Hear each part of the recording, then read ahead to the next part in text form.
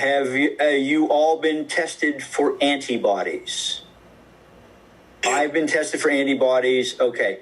Does it make you feel any more comfortable, the fact that were you positive for antibodies? David, were you positive? You're positive for antibodies, Dave? Yeah, I had the antibodies. I wasn't, they told me that they go away. And like every doctor in every question, they always said they don't really know. So nobody could reassure anybody. So exactly. I never felt reassured yet. And Joel, did you also have antibodies? I have antibodies, but yeah. I think I would tell people to look at different ways in which people have healed with this. I read it was like zinc, boosting your immune system, especially protein, exercise. There were already things that I was thinking. There was one doctor who said to gargle in the morning and the evening with Listerine because it kills germs. Okay. And the other thing is to drink not ice cold water, but lukewarm water. My wife was doing everything that she possibly could, and without her, I would have sunk to a much more grave level. I would have just dehydrated, and I would have been sick, and somebody would have found me like in the apartment, unresponsive at some point. Yeah. So I was lucky to have a support system, and this is someone who is well researched and wise when it comes to physical problems and dietary needs and all the rest of it. It's helpful, so yeah, that works. That helped me out tremendously. So it's a good thing she was only sick for 5 days, so that she could help me out. Yeah, that really worked out great. David, a friend of yours calls you up and says, "I just got it. What the fuck do I do?" What do you say to him? Better now than before. Consider yourself lucky. Yeah. No, I think everything everybody said is great, and try everything. I think like what Joel said, and Jim also said, like you have to fight for your rights. Joel and I both went to the best hospital, and we still had to fight for our rights all the time. Mm-hmm. And it's not that the care you get is incredible. People keep coming in, and the intensity of people wanting you to be healthy is great, but they're not always right. I'll give you an example. Like I had gangrene on 3 fingers. They were about to cut them all while I was asleep. My sister said, "Do not cut them. Wait." And gangrene, you're screwed. But apparently it was COVID, so they said it's new. And then all 3 of them healed. This one's the only one left. And it's a little black at the end. Yeah, thank you. Mm-hmm. And you just never know. You got to fight for yourself. And these guys don't even necessarily know. And just fight for your best thinking. Do your research and make peace with God if you're going to die. Because I didn't get that chance. I wrote a will right before I went to the hospital. I didn't really think I was going to die, but if you're gonna, if it's a deadly disease, then you might. And it sounds like Joel was about to accepting, he might die. I didn't do that before I died, and I wish I did. So making peace with everybody and making peace with your life, I think, is if things are severe and it's out of your control, you do what you can to survive, but you make your peace. Well, that's a beautiful thing, David. Thank you. Yeah. That what you just said, Dave, is some of the lessons I learned from AIDS. Is that you try to bring closure, particularly to those relationships which are troubled. Yeah. Because otherwise one goes and that relationship is forever troubled. Yeah. I just want to say, I come from a very radical background, and I hang out with a lot of radical people. And thank you. Yeah, you are.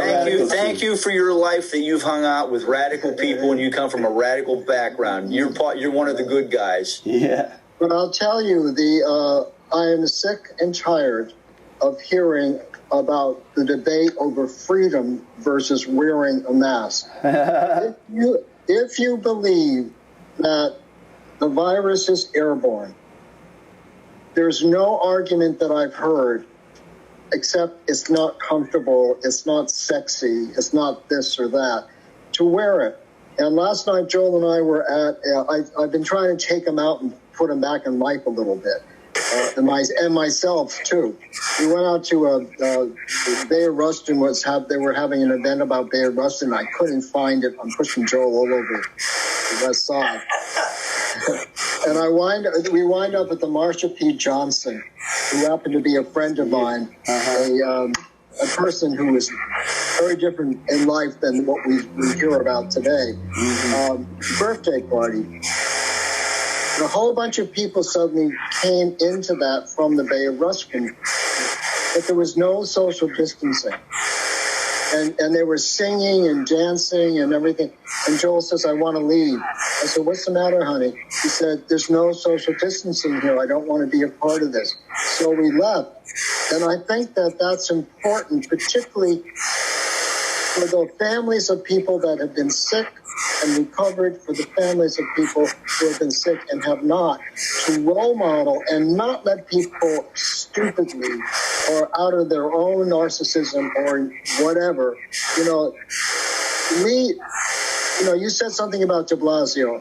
I think he gets a lot of flack for a lot of stuff, but I'll tell you, de Blasio and his ultra ego, Cuomo, somehow managed to get New York State and New York City in particular, the baseline really, really down. And that's, I believe, because social distancing and mask wearing became, compulsory.